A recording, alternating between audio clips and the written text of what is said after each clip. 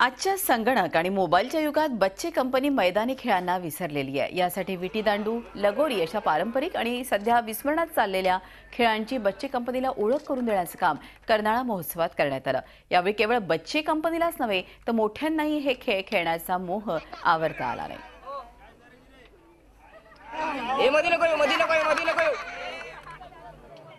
हेतू हाच आहे की जसं प्रत्येक खेळामध्ये ऑलिम्पिकमध्ये असणाऱ्या खेळामध्ये आमचे खेळाडू गेले पाहिजेत, तसे जे पारंपरिक खेळ आपले जे मैदानी खेळ आहेत, ह्या मैदानी खेळाकडे सुद्धा या मुलांना आकर्षण वाटलं पाहिजे।